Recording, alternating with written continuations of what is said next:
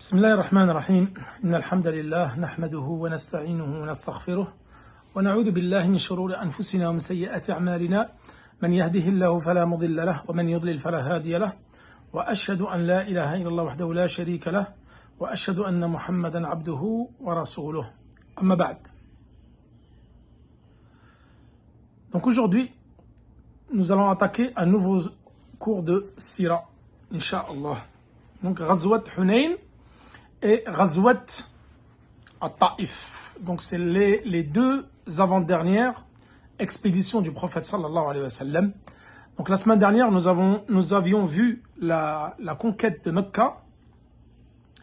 Et suite à cela, le prophète sallallahu alayhi wa sallam a décidé d'entreprendre l'expédition de Hunayn. Ensuite, celle de Ta'if, elle s'est faite en même temps, dans le même mois. Et la dernière expédition que nous aurons à traiter la semaine prochaine, Inch'Allah, ce sera l'expédition de Tabouk. Donc c'est la dernière expédition du prophète sallallahu alayhi wa sallam. Ensuite, c'est Am al-Wufud, les différentes délégations qui vont venir se convertir au prophète sallallahu alayhi wa sallam. Ça, c'est l'année 9 de l'Hégire avec le pèlerinage d'Abu Bakr as-Siddiq. Ensuite, le pèlerinage d'adieu du prophète sallallahu alayhi wa sallam.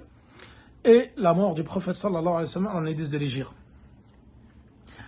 Donc voilà, il reste quelques cours pour la fin de la Sira, mais après il y a toute la partie, comme je vous avais dit, caractéristique du prophète sallallahu alayhi wa sallam. Shama'il Nabi sallallahu alayhi wa sallam wa Khasa'is Nabi sallallahu alayhi wa sallam. Ça, c'est une deuxième partie que nous allons traiter après. Donc là, concernant la bataille de Hunayn. Donc Hunayn, c'est un endroit qui se trouve à quelques lieues de Mecca, au niveau de la partie ouest, en direction de Ta'if. Donc c'est un oued, c'est une vallée qui se trouve non loin de Mecca. Donc lorsque Hawazin, donc qui est une tribu, avec à leur tête leur chef c'est Malik ibn Auf al-Nasri, ont entendu de là parler de la conquête de la Mecque. Ils se sont préparés pour livrer bataille aux musulmans. Donc à la base de cette bataille, c'est eux qui se sont déplacés pour venir attaquer les musulmans, car comme ils ont vu qu'ils avaient conquis Mecca, ils ont eu peur, donc ils se sont dit, nous allons prendre les devants pour les attaquer.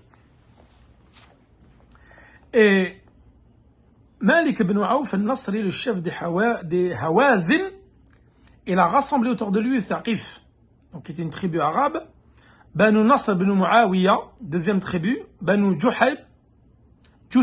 Banu Jusham, troisième tribu, et Banu Sa'd ibn Bakr, wa Bashar min Bani Hilal ibn Amr. Donc toutes ces tribus-là arabes qui étaient autour de Hunayn, il les a rassemblés Malik ibn Auf al-Nasri. Donc ils se sont rassemblés autour de lui pour aller combattre les musulmans. Et Malik ibn Auf al-Nasri, il a décidé de ramener avec lui ses biens, les femmes et les enfants. Et il a dit, comme ça, nous n'allons pas fuir au combat. Et ils étaient déterminés à gagner le combat contre les musulmans en amenant femmes et enfants pour pas qu'ils puissent se sauver. Et rappelez-vous, les Qurayshites avec Abu Sufyan, ils avaient fait la même chose pour la bataille de Hud. Ils avaient ramené femmes et enfants et biens pour ne pas que les Qurayshites rebroussent chemin et se sauvent.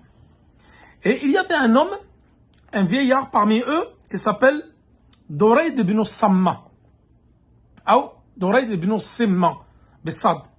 Simma. Donc lui qui faisait partie de la tribu de Banu Jusham. Banu Jusham. Et lui, comme il était vieux, il ne pouvait pas participer à la bataille, ils l'ont porté sur un palanquin. Donc sur une bête, sur un chameau. Et lui, il est venu voir et lui a dit, ramenez-moi à Malik ibn Auf al-Nasri. Car il n'a pas approuvé sa décision de ramener les biens, les femmes et les enfants. Et là, Durayd ibn Simma, il a dit, qu'est-ce qu'il se passe? Qu'ai-je à entendre les chameaux blatérés, les ânes brères et des enfants pleurer et des moutons bêler? Et comment cela se fait-il que des femmes et des enfants sont venus participer à cette bataille? Et là, il est venu voir Malik ibn Auf al-Nasri, il a dit, oh Malik, tu es le chef de ton peuple. Et ce jour n'est pas le premier ni le dernier. il sera suivi par d'autres jours. Et il lui a dit, je ne comprends pas pourquoi tu as ramené les femmes et les enfants. Et là, Malik lui a répondu, afin de ne pas être tenté de s'enfuir devant les musulmans. Et là, le vieil homme, donc Dawrad bin Simma, il lui a rétorqué, en le réprimandant. Est-ce qu'un berger peut être d'une utilité quelconque au combat?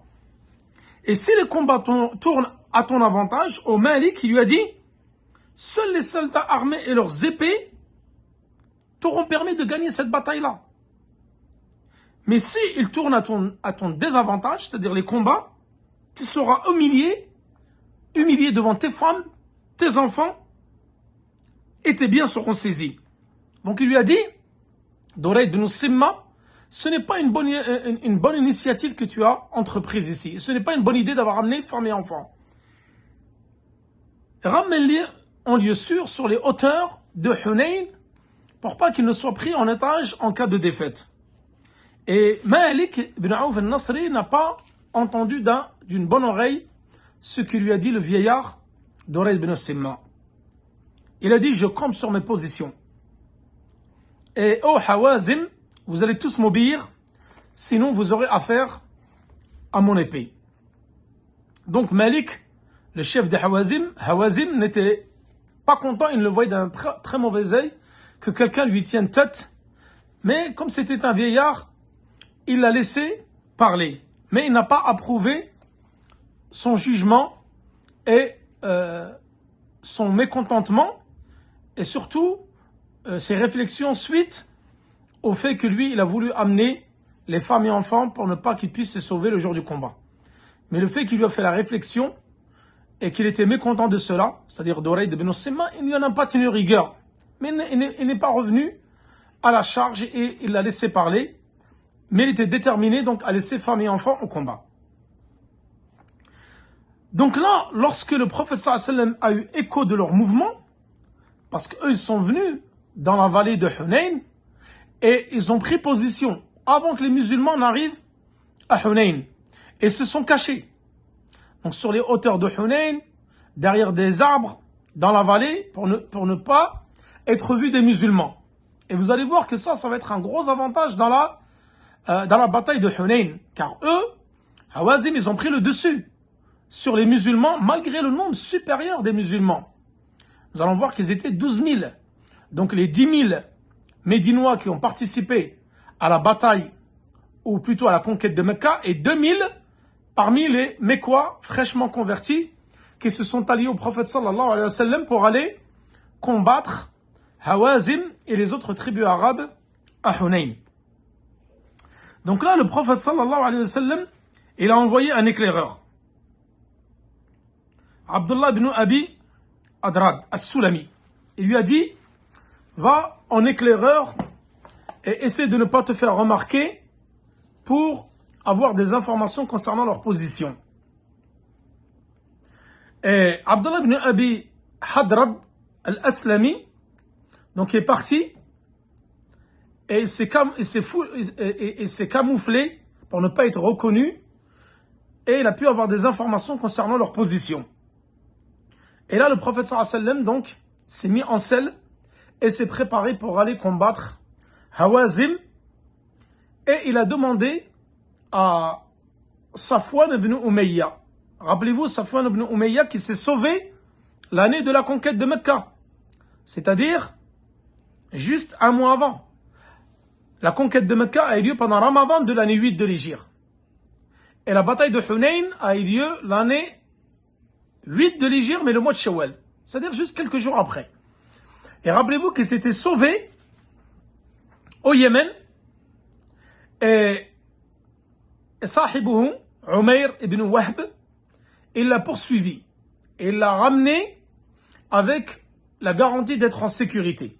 Donc il l'a ramené au prophète sallallahu alayhi wa sallam et il l'a gardé auprès de lui pendant 4 mois. Et pendant ces 4 mois-là, rappelez-vous, nous l'avons vu la semaine dernière, et il s'est converti à l'islam. Walillahi alhamd. Et le prophète sallallahu alayhi wa sallam a tout bonnement accepté sa conversion et son islam était approuvé. Donc là, il a emprunté à Safwan ibn Umayya, qui était à Médine, des cuirasses. Donc certains ont dit 100 cuirasses, et d'autres rapportent, les historiens, 400 cuirasses.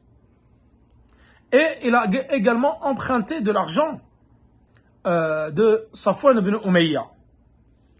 Et il est parti donc avec 12 000 hommes, donc 10 000 qui étaient l'année de la conquête, donc qui étaient venus de Médine, et les 2 000 qui étaient fraîchement convertis de Mecca. Shawwal. Et il a laissé à Mecca Attab ibn Asid, ibn Abi al-Is. Ibn Abi al-Is. Donc il l'a laissé, parce que le professeur Sam, à chaque fois qu'il sortait à une expédition, il laissait quelqu'un gérer les affaires de Mecca, un commandant derrière lui. Donc il a laissé Attab ibn Asid. Et nous allons voir que ce même Attab ibn Asid, c'était le premier musulman à faire le pèlerinage l'année 9 de l'Hégire. Ou même la même année, l'année 8 de l'Hégire, ça comme nous allons le voir après la bataille de Taïf. Et là, Al-Harith ibn Malik, il relate les événements. Donc il y avait des gens fraîchement convertis, et ça, rappelez-vous, lorsque nous l'avons vu dans le hadith de Waqid al-Laythi, Abu Waqid al-Laythi, dans le Kitab al-Tawhid, lorsque nous avons traité le chapitre 9, Tabarruk bi Shajara, le fait de chercher la bénédiction auprès des arbres et des pierres. Et nous avons évoqué ce hadith-là. Et Al-Harith ibn Malik, il dit, donc nous étions tout juste sortis du polythéisme, c'est-à-dire fraîchement convertis, et nous sommes partis à l'expédition de Hunayn. Et nous sommes passés devant un arbre qui s'appelle Dhat Anwat. Rappelez-vous, nous en avons parlé dans Kitab Tawhid. Et cet arbre-là de Dhat Anwat, les mushrikoun, les polythéistes de Mecca, avaient l'habitude d'y accrocher leurs armes.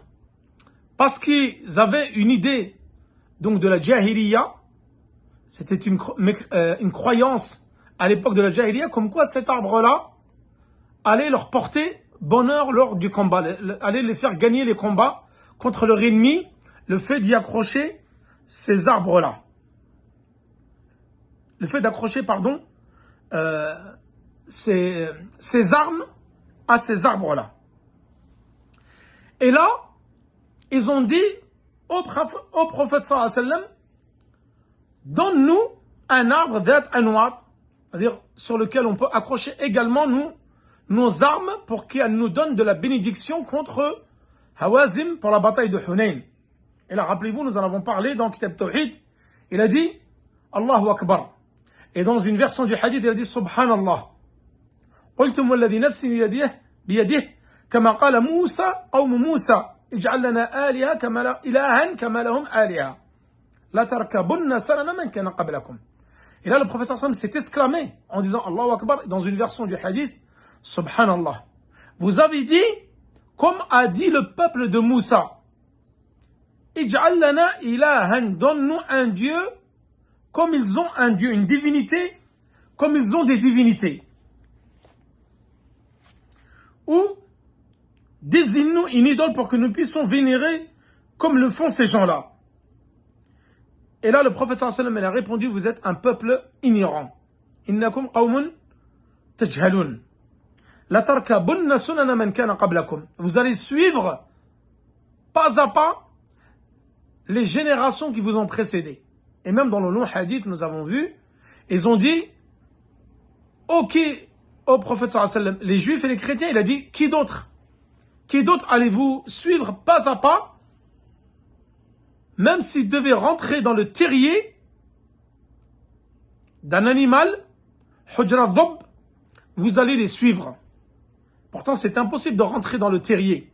Il a dit, tellement vous allez suivre dans toutes leurs traditions, dans leurs coutumes, dans leurs égarements, pas à pas, vous serez capable, même s'ils rentraient dans le trou, dans un terrier, vous allez les suivre dans cela. Bon, ces compagnons-là, c'était des gens de Mecca tout fraîchement convertis. Donc ils ne connaissaient pas les préceptes de l'islam. La foi n'était pas enracinée dans leur cœur comme les habitants de Médine. Donc c'est pour ça qu'ils ont dit Nahnu hudatha wa ahdin bi islam. Nous venons de nous convertir à l'islam. Et c'est pour ça qu'ils ont objecté cela au prophète sallallahu alayhi wa sallam, comme nous l'avons longuement expliqué dans le chapitre de Kitab al-Tawhid. Et Hawazim, lorsqu'ils sont arrivés à Hunayn, ils étaient cachés. Ils étaient cachés derrière des arbustes, derrière des collines. Et ils ont commencé à tirer plein de flèches sur les musulmans. Et là, les musulmans ont commencé, ils ont eu peur. Et se sont dispersés. Chacun s'entrecroisait. Les montures se gênaient l'une les autres. Et ils ont rebroussé chemin.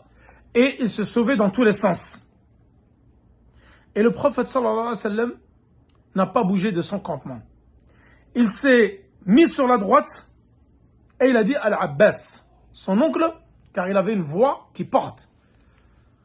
Saoud Jawhari, il a dit d'appeler ô Ansar, ô ceux qui avaient fait le pacte sous l'arbre, ô ceux qui ont fait le pacte sous l'arbre du Samar.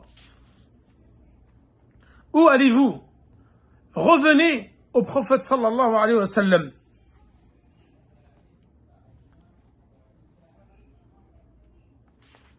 Et là, les hommes, lorsqu'ils ont entendu l'appel de l'Abbas, ils ont commencé à revenir sur leurs pas pour se regrouper autour du prophète sallallahu alayhi wa sallam. Parce que pour eux, la défaite était quasiment assurée. Car les Hawazim et les autres tribus arabes étaient bien cachés et n'arrêtaient pas de leur jeter des flèches et il y a eu quelques martyrs. Donc là, pour l'instant, ils ont commencé à gagner la bataille. Et l'Abbas donc a commencé à les appeler. Et alhamdulillah, ils se sont regroupés, une centaine d'hommes, et ceux qui n'ont pas bougé de leur campement, ni de leur position, c'était les compagnons proches du prophète sallallahu alayhi wa sallam, tels que Abu Bakr, Omar, Uthman ibn Affan, et d'autres. Et d'ailleurs, Allah subhanahu wa ta'ala, il a descendu ce verset concernant la bataille de Hunayn. وَيَوْمَ حُنَيْنٍ إِذْ أَعْجَبَتْكُمْ كَثْرَتُكُمْ فَلَمْ تُغْنِ عَنْكُمْ شَيْئًا وَذَاقَتْ عَلَيْكُمُ الْأَرْضُ بِمَا رَحُبَتْ ثُمَّ وَلَّيْتُمْ مُدْبِرِينَ. C'est-à-dire qu'Allah subhanahu wa ta'ala, lorsqu'il a descendu ce verset, Allah vous a permis de remporter de nombreuses batailles, comme celle de Hunayn où votre nombre dont vous tiriez fierté ne vous fut d'aucune utilité. La terre pourtant si vaste vous parut ce jour-là bien étroite. Vous avez donc tourné le dos à l'ennemi et pris la fuite. Allah fit ensuite descendre quiétude et sérénité sur son messager et les croyants ainsi que des armées invisibles d'anges, car les anges sont venus porter secours aux croyants et infligea une cuisante défaite à ceux qui avaient rejeté la foi. Tel est le châtiment que méritent les mécréants. Sourate 9, versets 25 et 26. Donc ça, c'était concernant la bataille de Hunayn. Parce qu'il y avait quelqu'un de Mecca, il a dit, fraîchement, aujourd'hui nous sommes en nombre. C'est-à-dire que nous sommes en grand nombre et le petit nombre des gens de Hawazim, c'est-à-dire qu'il était sûr de lui que nous allons avoir la victoire. C'est pour ça qu'Allah subhanahu wa ta'ala dit, ce jour-là, votre nombre ne vous a été d'aucune utilité. Mais c'est plutôt Allah subhanahu wa ta'ala qui a fait descendre la quiétude et la sérénité dans le cœur du messager et des croyants, et il lui a envoyé une armée d'anges pour les secourir. Et Abu Bakr wa Omar, Ali, Al-Abbas, et le fils de l'Abbas Al-Fadl, et Abu Sufyan ibn al-Harith ibn Abd al-Muttalib, fraîchement converti, également qui s'était converti pendant la conquête de Mecca, est venu avec le prophète sallallahu alayhi wa sallam. Il est resté près de lui, son fils Ja'far également. Eux, ils n'ont pas bougé, ils ne se sont pas sauvés. Et lorsque l'Abbas a appelé tous les gens pour qu'ils puissent venir, il a dit, oh les Ansar, oh les gens qui ont fait l'allégeance sous l'arbre, oh ceux qui ont fait l'allégeance sous l'arbre de Samora, l'acacia gommier. Lorsqu'ils ont entendu cet appel de l'Abbas, ils sont regroupés, donc ils ont fait demi-tour. Certains sont même descendus de leurs chameaux, ils sont venus en courant autour du prophète sallallahu alayhi wa sallam. Ils ont dit la baik, nous arrivons, donc nous répondons à votre appel. Et là, donc ils sont venus, ils ont entouré le prophète sallallahu alayhi wa sallam, un peu plus d'une centaine d'hommes, et ils ont fait une lutte acharnée, il y a eu des combats acharnés contre les différentes tribus arabes de Hawazim et les autres, et ils ont eu le déçu. Ils ont eu le déçu, et Allah subhanahu wa ta'ala donc a fait descendre la peur dans le cœur de Hawazin. Et non pas Hawazim, pardon, c'est Hawazin. Il a fait descendre la peur dans leur cœur, et ils se sont dispersés. Et les musulmans, bifadlillah, par la miséricorde d'Allah subhanahu wa ta'ala, et par la puissance d'Allah subhanahu wa ta'ala, ont eu le déçu sur Hawazin, et ils ont gagné cette bataille. Et donc, ensuite, ils ont fait des prisonniers. Donc, ils ont pris en prisonnier, plus le butin de guerre, plus de 6000 hommes et femmes, et les enfants. Donc, il y avait les hommes, les femmes. Rien que les femmes, pardon, et les enfants, ils étaient au nombre de 6000. Donc, ils les ont pris comme butin de guerre, en captive. Et lorsque Hawazin, ils se sont dispersés, ils sont arrivés à une contrée qui s'appelle Autas. Le prophète sallallahu alayhi wa sallam, il leur a envoyé Abu Amir al-Ash'ari et son frère. Et ils ont tué Abu Amir al-Ash'ari et certains des musulmans. Donc certains musulmans sont morts lorsque le prophète sallallahu alayhi wa sallam les a envoyés à Hawazin. Parce qu'il y avait un homme de Hawazin qui lui a tiré une flèche au genou, et suite à cela, il en est mort. Et là, donc Abu Moussa, il a informé le prophète sallallahu alayhi wa sallam. Donc le prophète sallallahu alayhi wa sallam a fait la demande de miséricorde pour Abu Amir al-Ash'ari, et on dit que il y a eu 4 qui ont été tués par Hawazin lors de ce combat-là. Alors que parmi les polythéistes, les Hawazim, il y en a beaucoup qui sont morts pendant ces combats contre le prophète sallallahu alayhi wa sallam. Ensuite, suite à cette bataille qui a été remportée par les musulmans, et donc ils ont eu un grand butin de guerre, plus les captifs qui étaient au nombre de 6000, il y a eu dans la foulée la bataille de Taïf. Donc Malik Hawazin, nous allons voir qu'il s'est converti par la suite et s'est sauvé à Taïf. Donc dans les citadelles de Taïf, les fortifications là-bas. Et le prophète sallallahu alayhi wa sallam, donc Malik ibn Auf al-Nasri, le chef de Hawazin, s'est sauvé et il a été trouvé refuge dans les forteresses de Taïf. C'était pas très loin d'ailleurs. Taïf et Mecca, il y a à peine 70 km. Donc là, lui, il est parti rejoindre Thaqif. Thaqif, dans les forteresses de Taïf. Et le prophète sallallahu alayhi wa sallam donc, est revenu de Hunayn et il n'est pas parti directement à Mecca. Donc il est parti directement à Taïf. De Hunayn, il est parti à Taïf. Et on dit que le prophète sallallahu alayhi wa sallam a assiégé les forteresses de Taïf pendant 20 jours.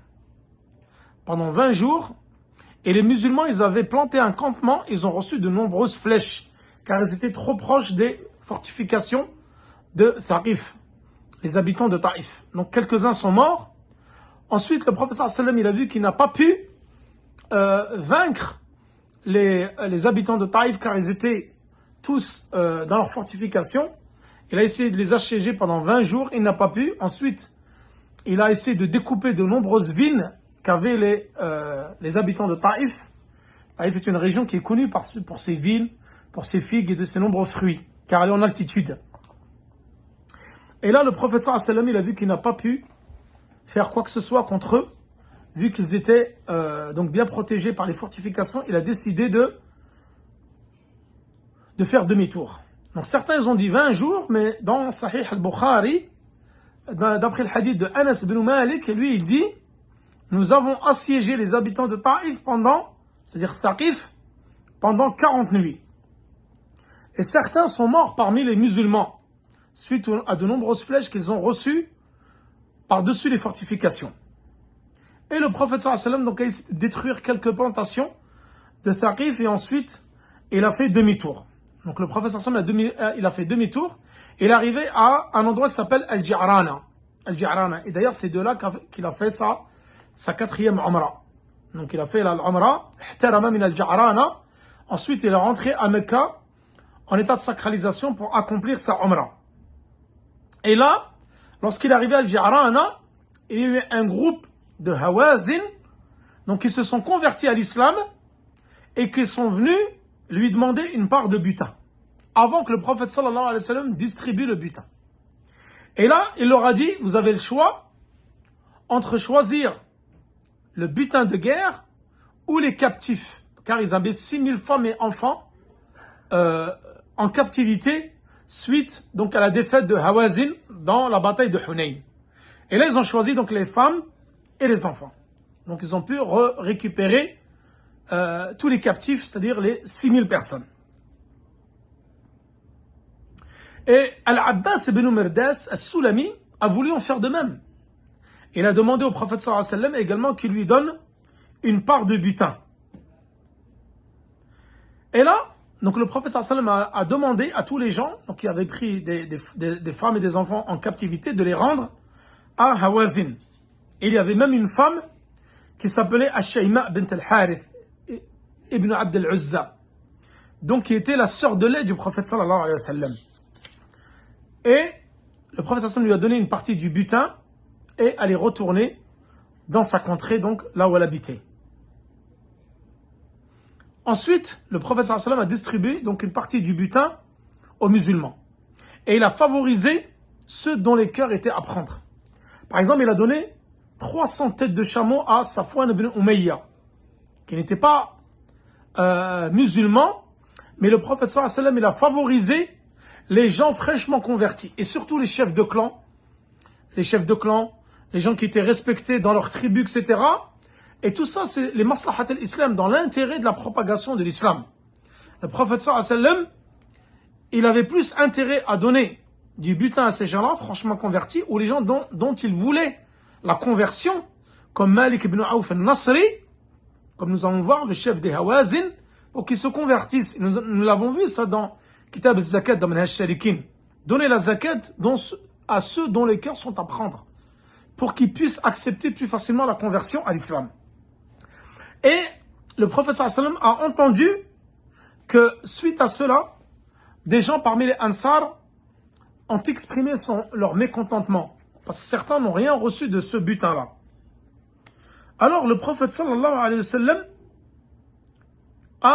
les a regroupés, les Ansar, et il leur a fait un discours, comme l'a rapporté Abu Sa'id al-Khudri. Il leur a dit, ô Ansar, j'ai été chassé de Mecca et vous m'avez accueilli. Je n'avais trouvé personne et je n'avais trouvé que vous. Quand je me suis présenté chez vous, vous étiez égarés. Et c'est Allah subhanahu wa ta'ala qui vous a guidés. Vous étiez ennemis les uns les autres et Allah subhanahu wa ta'ala vous a rassemblés en un seul cœur. Vous étiez pauvres et Allah subhanahu wa ta'ala vous a enrichis. Ennemis les uns les autres et Allah vous a réuni vos cœurs. Ils lui ont dit, tu as raison au prophète sallallahu alayhi wa sallam. Il a dit, j'étais abandonné par tous et vous m'avez soutenu. J'ai été chassé et vous m'avez recueilli. J'ai été démuni et vous m'avez considéré comme les vôtres. Vous avez un ressentiment me concernant à cause de certains biens mondains. Il a dit, j'ai donné cela pour les gens dont les cœurs sont à gagner. Ces gens-là vont repartir avec les biens de ce monde et vous allez repartir avec le messager d'Allah subhanahu wa ta'ala. Il a dit, Wallahi, par Allah, si ce n'était pas l'hijr, la hijra, je ferais partie de Ansar. J'aurais souhaité être un membre de Ansar. Il a dit qu'Allah fasse miséricorde aux Ansar. Qu'Allah fasse miséricorde à leurs enfants et aux enfants de leurs enfants. Et suite à ce discours, ils se sont tous mis à pleurer. Les Ansar. Il a dit, nous sommes satisfaits d'avoir avec nous le messager d'Allah subhanahu wa ta'ala. Et nous sommes satisfaits de ce que Allah subhanahu wa ta'ala a décidé concernant notre sort. Et là, ils se sont dispersés. Et donc, le prophète sallallahu alayhi wa sallam est parti à Mecca donc, pour effectuer sa umrah. Et lorsqu'il a fini sa umrah, donc il est retourné à Médine. Et là, il a demandé à Attab ibn Usayd, donc lorsqu'il avait fait la bataille de Hunayn, il lui avait demandé de garder la ville de Mecca, et là, il lui a demandé de faire le Hajj avec les gens. Donc en cette année 8 de l'Hégire. Donc c'était la première personne qui a effectué le pèlerinage avec les musulmans en l'année 9, l'année 8 de l'Hégire, pardon. Donc voilà concernant ce cours sur la bataille de Hunayn et la bataille de Taïf. Donc la semaine prochaine, Inch'Allah, nous ferons la bataille de Tabouk. Et ça sera la dernière expédition du prophète sallallahu alayhi wa sallam. Wa sallallahu ala nabina Muhammad wa ala alihi wa sahbihi wa sallam. Wallahu ta'ala ala wa alam. Wassalamu alaykum wa rahmatullahi wa barakatuh.